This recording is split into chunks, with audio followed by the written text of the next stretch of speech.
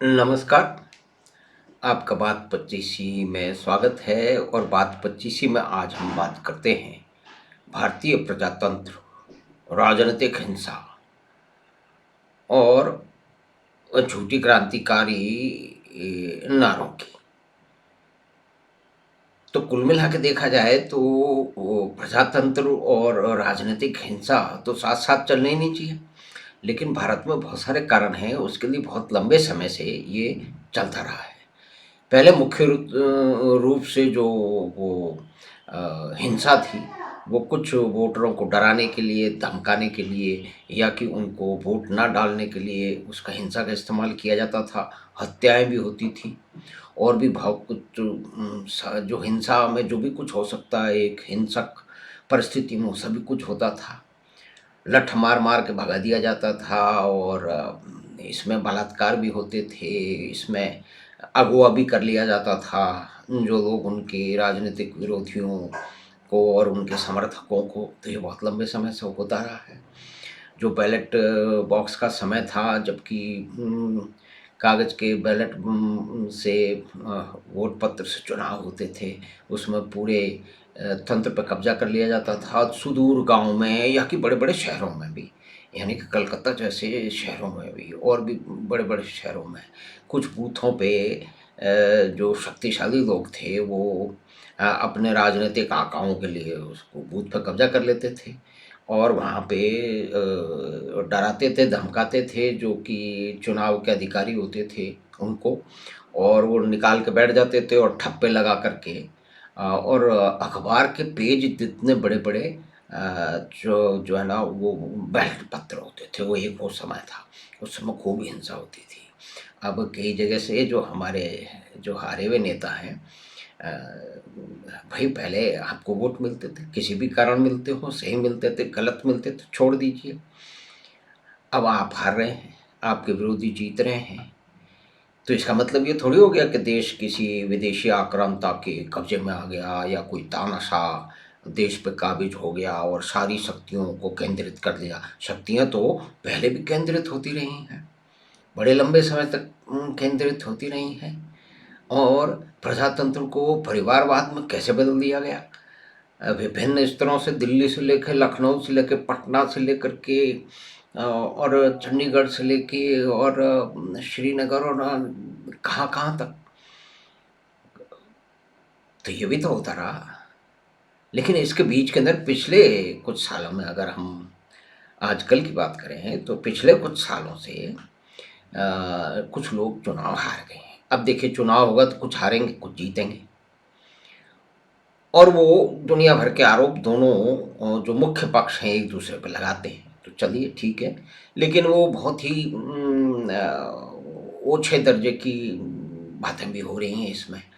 और एक सबसे बड़ी जो विचित्र बात हो रही है कि भई जिन लोगों ने, जो मंत्री रहे हैं, जो बड़े-बड़े अफ़सरान रहे हैं, जिन्होंने इस प्रजातंत्र में कहीं न कहीं कुछ न कुछ ज़िम्मेदारी की पोज़ीशन ली है, जो भी उन्होंने काम किया है, वो कह रहे हैं कि अब हमारा लोकसभा और विधानसभा में कोई विश्वास ही नहीं है। मुख्य रूप से तो उनका विश्वास इसलिए नहीं है कि उनके प्रिय नेता अब सत्ता में है नहीं, तो आप लोग मेहनत कीजिए, अपनी छवि सुधारिए। जैसी भी छवि है, लोग आपको वोट नहीं दे रहे तो इसका मतलब जनता को आपकी छवि या आपके कार्यक्रम या आपकी बातें पसंद नहीं है।